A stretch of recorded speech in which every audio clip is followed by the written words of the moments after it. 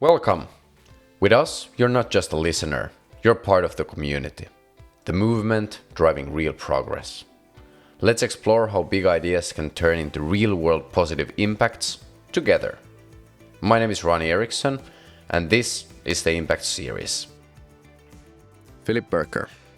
You're a serial social entrepreneur who is working on scaling regenerative agriculture in Europe with your company Climate Farmers, which is supporting more than 1,000 farmers in 16 different European countries with the transition towards regenerative agriculture. Since 2009, you've been the world record holder in simultaneous fire breathing. Since 2013, part of Ashoka Changemakers community. Since 2022, part of the BMW Foundation's Responsible Leaders Network. And since July 2003, part of the TED Countdown community. That's a pretty impressive background, focusing on a lot of impact things. Welcome. Thank you. Pleasure to be here. We had a really happy start here to the episode today. I can't be more than happy. It's the first day of Catapult Future Fest. We're sitting here in the podcast studio. How was your yesterday? It was nice. It was my first time in Norway. And I've been quite impressed how quiet the city is. So I live on the countryside, and one of the main reasons why I'm living on the countryside is that I love to have my peace and quiet around me. And I was like, where's all the car sounds? So my first mystery to solve here in Norway is how you manage to get all of the cars out of the city in Oslo. That's the current one which I'm trying to figure out. Yeah. And then met some great people yesterday already as well. Beautiful, beautiful. Each of these episodes, they always start with this one big what-if question, because that's also the theme. I will ask that to you right now, so throw you into the deep end, and then we get into more of the details. So, first and foremost, what if we would be living in harmony with the planet? I think at that point, my personal life mission would have been succeeded. Okay. I hope that we get there at some point. This is basically the starting point between everything that what we're doing at Climate Farmers. So we believe that the reason why things are so out of control right now is because humans started detaching themselves from nature, and we started seeing ourselves outside of nature rather than us being a part of nature, which is what we believe we are. And that is also the reason why we're destroying the own planet that we're living on, right? Which would be crazy if you would actually be consciously aware of what you're doing with your actions.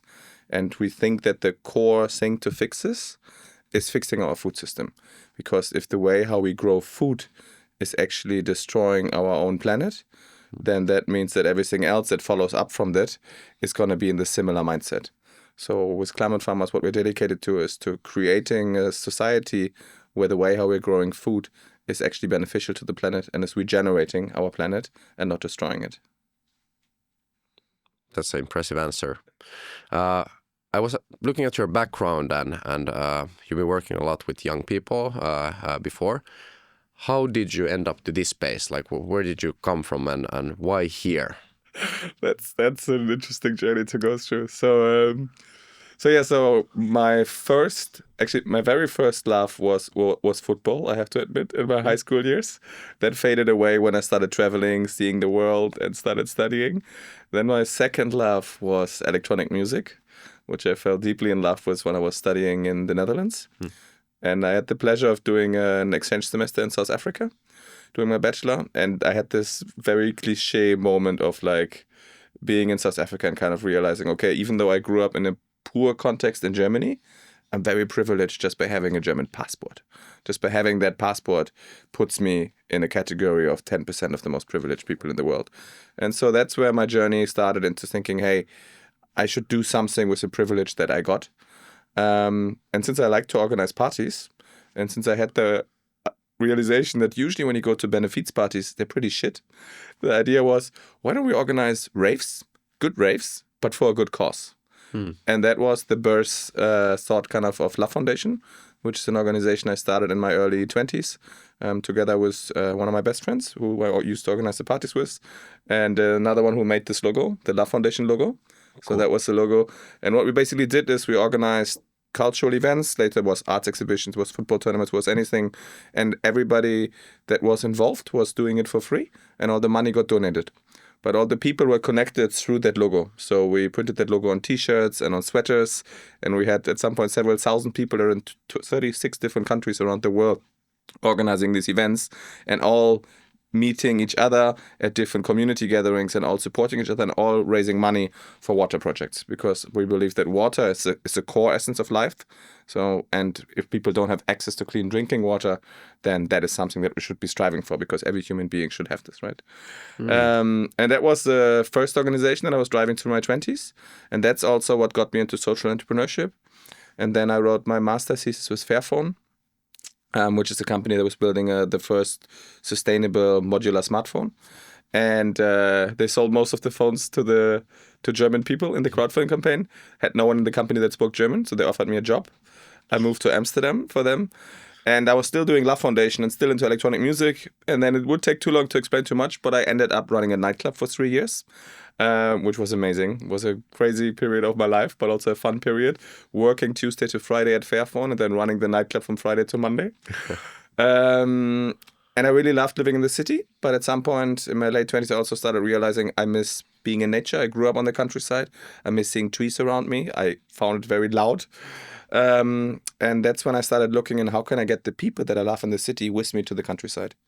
And that's what got me to Portugal, which is my current home, because Portugal passed a law that you can rebuild broken down houses and you don't need any planning permission.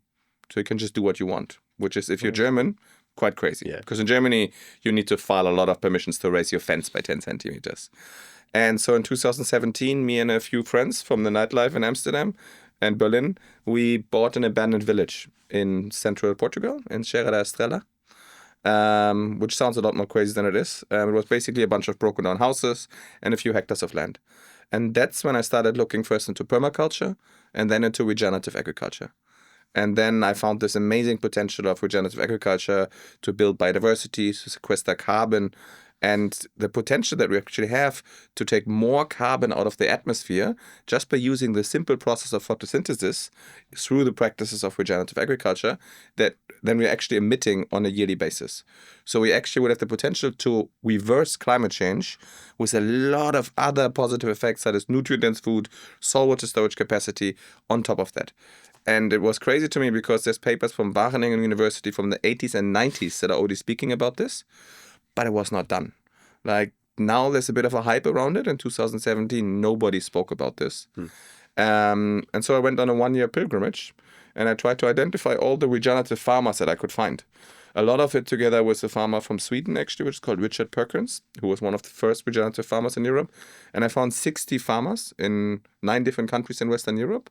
And I traveled to them, worked with them, and stayed with them and tried to understand how did they get into regenerative agriculture, why do they think it's not scaling, and what could we do to support them. And this led then to me and Ivo Degen, my co-founder, starting Climate Farmers. So that's maybe in a life mobility story. Yeah, I love that. Like mobility DJ, you'll be making people move from one place to another, and then I love that. And the Portugal thing sounds amazing. You have like your own test ground, exactly, where you can build and test. Exactly. I love that. Regenerative agriculture. Even in the first intro run, I had like challenges with the word. But what is that? What is like core point? What did you learn from the 60 farmers? Like, I mean, I would say the core point. So one of the interesting things is regenerative agriculture is always context specific, which makes it a lot harder to scale as well. So because essentially it's farming in line with nature, and it's farming with natural principles. And one of my favorite lines is from one of our farmers, I believe from Anne from Bodemzicht, which is, it increases the life holding capacity of a place. So a lot of the farming that we're doing nowadays is about growing a few crops in monoculture, just one crop, and killing everything else to let them grow undisturbed. But this is not how nature would ever function. If you go in a forest, the beauty of the forest is in the diversity. You would never just see one plant. And the magic that's going on is below the soil level, is below the surface level in the soil, because there's millions of different lives in the soil, which are all trading with each other. So you would see plants, what they normally do, any kind of plant that you would see. Fortunately, I think we don't have one in the studio. But any plant that you would see is through photosynthesis taking carbon out of the atmosphere, storing it in the plant, and then bringing it through the roots in the soil. And then it's like a trading good. And it's trading with mushrooms and with other plants against nutrients. and against sugars, against water, and there's this whole bazaar going on. And what we're doing in conventional agriculture is we're killing that by putting essentially pesticides, herbicides, and so on it, and by using the practice of plowing. And what you're doing in regenerative agriculture is you're analyzing your local context. You're seeing what plants would make sense in my context. What is the situation in the soil right now? And how do I regenerate it? So how do I focus my farming on building up soil health? And then as a result of that, you also have more climate resilient plants. You also have more soil water storage capacity. So healthy soil soaks up water when it rains and releases it in times of drought. Unhealthy destroyed soils, as we have them due to the conventional farming practices, are not able to soak up water when it rains and are not having any water when it droughts. So that's the reason why, I don't know how it was here in Norway, but in Southern and Central Europe, we had a lot of floodings and a lot of droughts in the last 5 years. And the reason for that is our destroyed soils. And so we are basically helping farmers to understand this local context and to adapt to this different way of farming. So going back where it all started and like going back to the like normal principles of doing things. So like agriculture overall is a pretty interesting concept. Like I was just reading the like Sapiens book. I don't know if you've read that. Yeah. And there it's like a pretty big chunk of the book is a chapter about us becoming like slaves to agriculture. Yeah.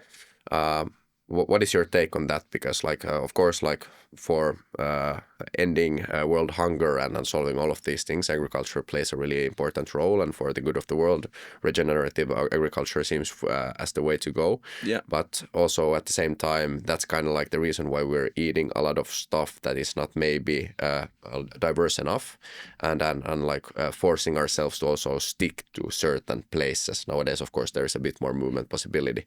But what is your take on that? Yeah. I think the problem that we're having right now is that in our agricultural system, we're only rewarding farmers for yield. So what farmers are doing is, of course, they're running a business, right? They need to be profitable as well. So they also focus on yield. And if this is the only measurement for success that you have, then what makes sense is that you grow one crop, and wheat is very often one of those crops, in mass, and you optimize and optimize and optimize for that one.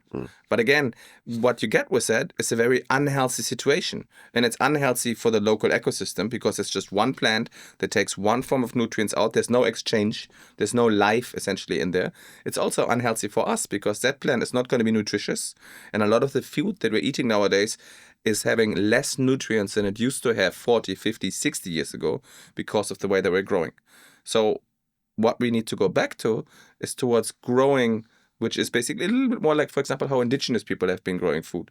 It's a lot more with working in line with nature. And through that, also, once the ecosystem is thriving, potentially even working less because the ecosystem is managing itself. I love that. It's always like, it's fun when you can look at like, indigenous populations is a good example, but how were things done before we were able to do it on like mass scale? Exactly. Because there is a lot of the beauty, like how do you do it when you are on the mercy of nature? Yeah. Because we all are, and that's probably like also one of those realizations we tend to forget is that everything else can be like change and everything, but nature will always like be overpowered to us humans. That's our like biggest enemy, but also biggest like friend at the same time. The whole space, like you're building like a business, a solution, company around that setting. What is your model? How is that kind of like looking? How is your impact scaling on that side? Yeah. Just quickly on that one, you're saying nature is your biggest enemy and your biggest friend. I think the core thing we sometimes forget is we are nature. So I think this is one of those things that we see ourselves outside of it, but that's not true. We are a part of nature. Yeah. And I think that's the very first thing to realize. Yeah, and it's the same thing. I think like you are your biggest enemy and your yes, biggest friend. That's that the same. Works. Yeah. That works. I agree. And on what we're doing, so we initially started with a non-profit, which is our Climate Farmers Academy, which is basically where we are facilitating farmer-to-farmer exchange. So the amazing thing is that most of these front-running pioneer farmers, they are excited to share what they're doing. And they didn't really have someone that was listening to them and that was paying them attention. And they got very often even bullied by the conventional neighbors about like, why are you moving your cows on a daily basis? And what are you doing with all these weeds on your farm? And so we are basically connected, first of all, with these farmers together so that they feel a sense of community and that they're not the only ones. And then we started organizing events online and offline where we brought different experts together to inspire other farmers to pick up these regenerative farming practices. And it's amazing. Like sometimes we even have events like in southern Portugal or southern Spain where these farmers have been practicing regenerative agriculture. They already managed to get, for example, green grass in June, which is something that's unheard of in Portugal. So farmers come and they're looking for the irrigation because they're like, it's not possible that you have green grass just with your farming practices. And this is the most inspiring moments. And that's always great to see those eyes shine, you know. So that was the first part. And then we realized that there's a big issue in financing that transition to regenerative agriculture because in the end, farmers don't have a lot of money. They have assets with the farmland, but they're very dependent on the income that comes when they sell their crops, essentially. So they don't have a lot of cash flow and they have not been receiving a fair amount of money in our current food system. So they're very often financially against the back of the wall. And if you really want to create a transition plan, you also need to hire a consultant. There's not a lot of them which are out there. So they don't really have the money available for the knowledge, which goes beyond the peer-to-peer learning.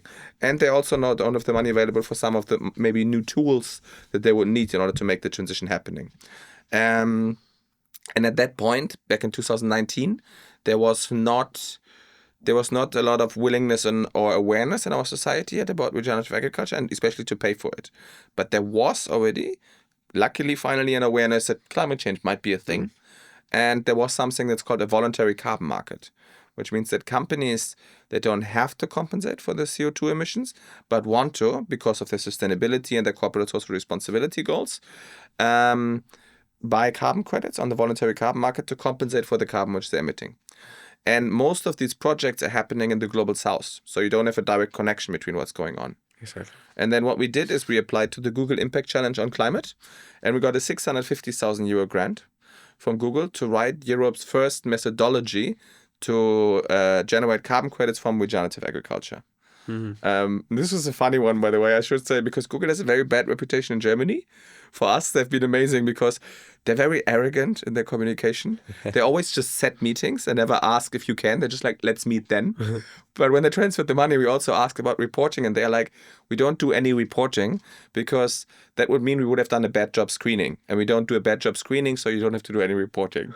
Which I was like, that's quite arrogant, but I like it, you know. Very comfortable for me.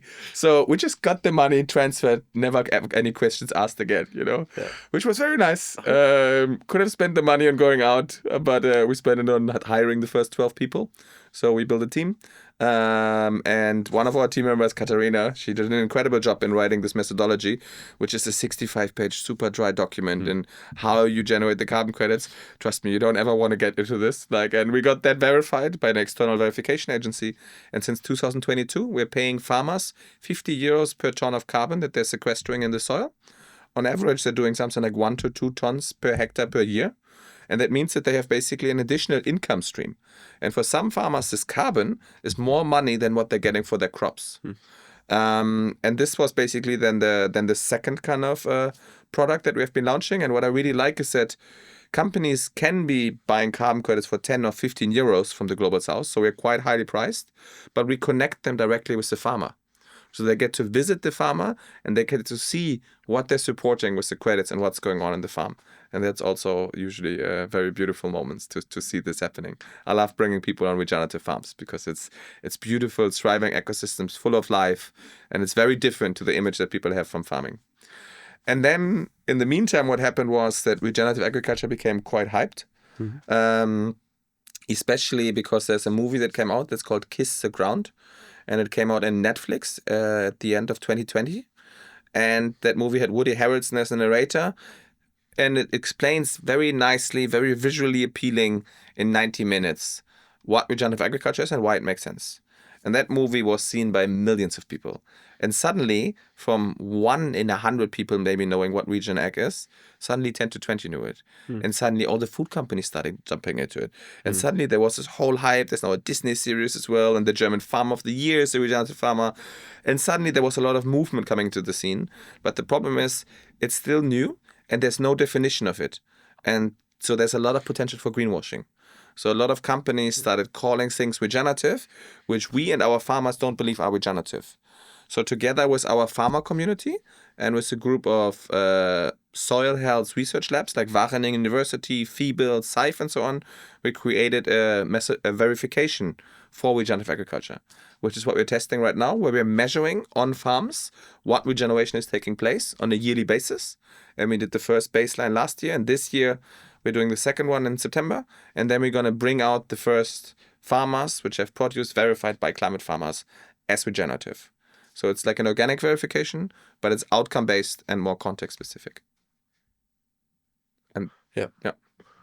No, like most of the movements, like I really like what you're saying there. I kind of like also like that you start to see like the ball is now rolling. Yeah. There is actually like things happening. It's also fun to hear that you've been in the space for such a long time. Yeah. I love the Google story. We can tap into that a bit later, but I've been working like lately really close with Valio. So it's a Finnish milk producer. But you know, because they produce milk, they have like the dairy farms. That means that they're also taking care of like most of the like other farmland around it. And I was doing a speaker gig to them and had to analyze like how these like entrepreneurs in these farms actually operate. It was mind blowing to me because you normally think that what you see in the news, Oatly, all of these like big companies, they're like that milk is bad and the whole like industry is like not that good for people and it's like not taking care of the animals and all of that. Then when you really start to dig into it, like all that criticism, all the bad, like those people are actually taking care of the farms, of the trees, of the lands, of the animals. Like there is so much good. They're taking care of food security in these warlike situations that we have in the world right now. Like they're actually making it possible for us others to sit here and do podcast episodes and build startups and do all of that those other things. And it was like mind-blowing to me that we are really against like all of that, but there is this whole magnitude of like people actually doing the most important work, taking care of the nature and like being there close with the like fingers in the dirt. So I think there is also like a really big misconception and a problem right now in the whole like consumer market. Most people like as me, regenerative agriculture, like it rings some bell and I could figure out what it is, but I have actually no understanding. How much has that caused like kind of like problems too? Because like I think the biggest problem is that normal people don't know what that is. Yeah. 100%. Wow, you touched upon a lot of things there. So I wanna pick up the cows because it was a mind-blowing one for me. So I have been a vegetarian for 7 years, and I was a vegetarian for animal welfare reasons and for climatary reasons, right? And we have been almost indoctrinated with this cows are bad thing, right? They're farting and they're burping and this is bad for the climate. Now, the interesting thing again is, as always, cows are also part of nature. Nature created cows for a reason. Cows have a purpose.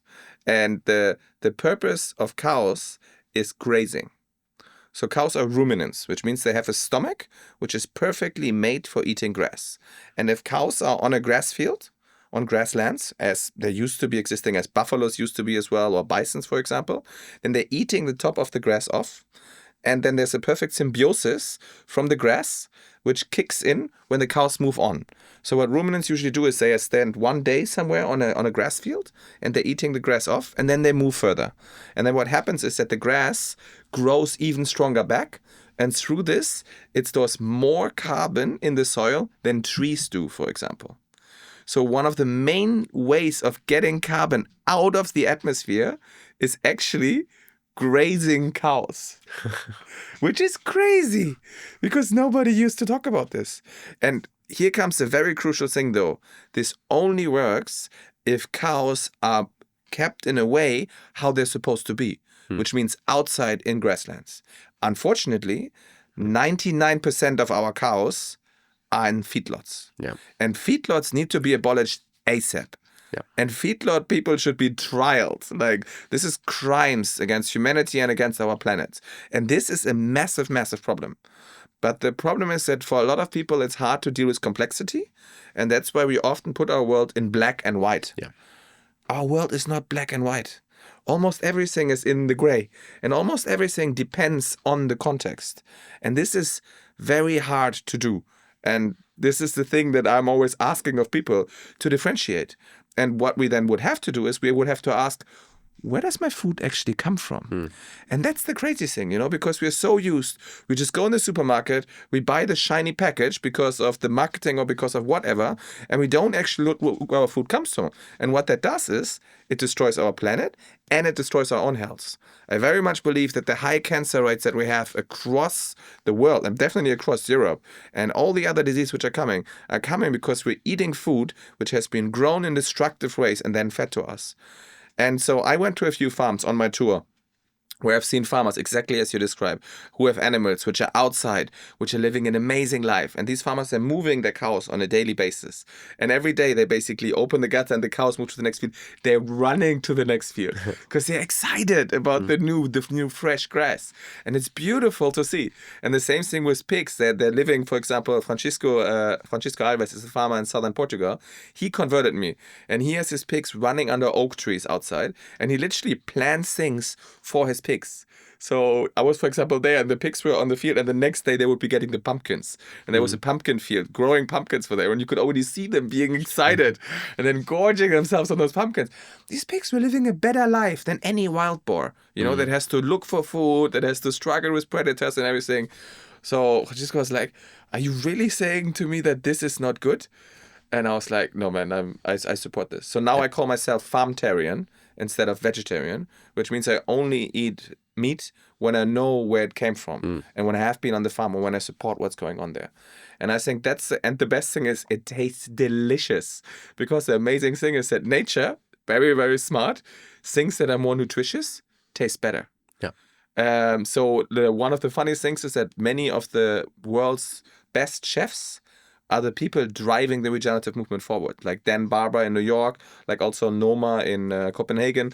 Like all these leading restaurants are sourcing regenerative because they are realizing this is way better food. And most of us, unfortunately, are still buying shit in supermarkets that doesn't taste good, that makes us sick and destroys our planet. And this is the massive issue that we're having. So if we want to go back to living in harmony with the planet, the first step to that is growing our food in harmony with the planet. And the first step to that is for every consumer to consciously think of, where does my food come from and how is it produced? Because that's much more important than saying, I'm vegan, I don't eat dairy, I don't eat that. You can be vegan and you can be fucking doing massive damage by buying soy, which comes from tearing down rainforests in Brazil. Yeah. Most important is that you actually start paying attention to what you're eating. Yeah. That's a really good what if question that came up there. Is like, well, what if we all would be more conscious about the choices that we do? And I think there is a lot of like the massive problems when it comes to impact or when it comes to us building things or us consuming things or us creating things, is that we're just not conscious about the choices that we do. And we just accept the first thing that we happen to read or something that someone says to us without challenging it. And I think we also forgotten who we are and where we come from. Even I there in the start didn't like mention that we are part of the nature. And if you're not able to see that, it's impossible to like create change or be part of change. So you're here at Catapult Future Fest. Your story is amazing. There is like so much energy and positive like attention there. So something that you eat must make you that happy. But what is your goal here at Catapult? What do you want to find? What are you looking for? Who would you like to meet? Is there like any goals? No, there definitely is. So one interesting thing is, so as climate farmers, we're working on a systemic level. So we're really trying to influence the agricultural system. And that means that you really have to embrace complexity and that we're doing a lot of things. So we're doing policy work where we're working with the Club of Rome together. We help with founding EARA, which is the European Alliance for Regenerative Agriculture, which is an organization by farmers for farmers. We're doing all the educational work. We're doing a lot of storytelling. And a lot of this work is not generating any revenue. And so we have by now an amazing team of 35 people. which also means that we're spending more than 200,000 euros a month on salaries. And we're not yet at the point where we earn enough money to actually be able to cover all of our expenses. So we need to raise money. And that is a big problem that I also encountered there, that in the impact sector, and especially a lot of the impact VCs, they are still looking mostly at financial metrics. And then impact metrics is like, it's nice if you're doing something with impact, but it's not the majority of the things. And we gave a golden share to our nonprofit so that our nonprofit can safeguard and our for-profit against any mission drift and can veto any sale of the for-profit that will not be in line with our mission of scaling regenerative agriculture. We did this step because we believe in it, but it also means that we made our life a lot more difficult because 95% of all investors cannot do this. Because it limits the possibility of pushing the company towards a sale, which means a relatively quick return on investment and getting your money back. And so at Catapult, I have the hope of finding value-aligned investors that are really interested in the systemic impact that we're having and that are saying, hey, we can back you because we believe there should be a fair return on investment for investors. And we believe that there might even be a way how the company could be getting sold that would be in line with the mission. But we want to make sure that everything that we're doing is mission aligned. And so I'm looking for investors that want to support this. Cool. Yeah, so the 5% out there, like, Yes. we try to find you. Exactly. Yeah, I like that. I think, like, if you kind of like wrap up things here a bit, like, it's a really interesting space that you're in. It clearly has like a big impact. It's a lot of like education as well to all of the different parties actually. The whole regenerative kind of like change and wave and thing is like upon our hands because you start to see it more and more. What is kind of like what do you think? What's next in that segment? Where are we headed? What will happen like? In the future, because now I understand really well what is happening, where you guys are, what the impact is, but what's next? I mean, so just to put things in perspective, we are a growing niche, but we're still a tiny niche. So when we started with this, we think there was a few thousand farmers practicing regenerative agriculture. Now we believe there's between 100,000 and 200,000 in the European Union out of 10.5 million. So we're talking about 1 to 2%. And there's this very interesting thing that's going on at the moment where I am very hopeful when I'm seeing how the movement is growing, and that's beautiful to see. But then if you look at the bigger picture, there's also a little bit of doom feeling inside of me. Because what we can clearly be seeing as well is like climate change is picking up. And I think there's two movements and developments happening in our world right now that nobody can predict. And people that claim that they can, I don't believe they can. And that is climate change and AI. I think both of these movements are happening at such a pace and at such an intensity with so major consequences for the entire world that nobody knows what that future will bring. And I have the hope that we can play a role with, and this very interesting thing is that the more the effects of climate change are right now, the devastating effects, the more we see actually movement towards regenerative agriculture. You know, because there's massive floodings, because there's droughts, because there's food insecurity, food companies, the major food companies like Nestle, Danone, Mars, they all are profit-driven companies that exist to increase shareholder value. But they have had massive crop losses. So they are pushing for regenerative agriculture because they have realized that if they don't do that, they will not be able to sell the produce that they need to make their products and to make money, which is amazing. Now we have other actors there, like the agrochemical industry, like Bayer, Syngenta, Monsanto, Yara, that are massively profiting from the current agricultural system as we're having. They are making billions of euros, and they want to keep it that way. And unfortunately, their chemical products have no role to play in a regenerative food system. So I haven't yet found an angle how the transition to regenerative agriculture makes sense for them. So what I'm expecting is that unless we find an angle how they can keep on making money within a regenerative food system, they will go against this. So we will have this thing of climate change rising, reality that we have to do something rising, the solution being there, actors going for the solution, and other very powerful actors stopping that and preventing this and trying to undermine this as much as possible. Very similar to the oil and gas industry as well. Yeah. And how that will play out, I have no idea, but I know that I'm doing whatever I can to push it in the right direction. Yeah. It's like the nature is an ecosystem. I think the business landscape is an ecosystem as Yes. well. And you need to create situations where there is like win, win, win, win. Exactly. Those are the best companies and the best entrepreneurs who figure out how to also make the, can you say like the old way maybe, bad Yes. guy, what you want to like use for it, also profit and also succeed and also turn like into a better direction. Yes. It's not the easiest thing to do, but if you figure that out, you can actually like create massive change, both in like human behavior and then societal constructs. Exactly. It's been a super insightful episode. I will give you like one last chance here or sentence. What would you like to say? Do you have like a inspiring quote or something you want to put out there?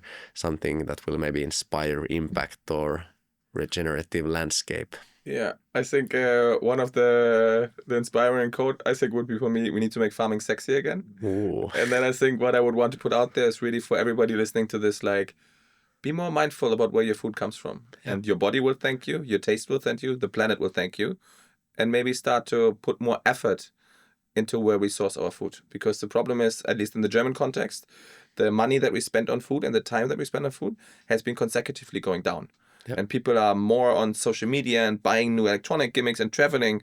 But the thing that fuels our body and the number one thing for us is the food that we're eating. So maybe we should start paying more attention to preparing that food, sourcing that food, appreciation the person that's growing that food, the farmers, which are not getting a lot of appreciation in society. And then we would all be living a lot more wholesome lives. That's a great answer. Thank you so much for joining. My pleasure. I wish you the best possible Catapult Future Fest. Thank you. Thank you.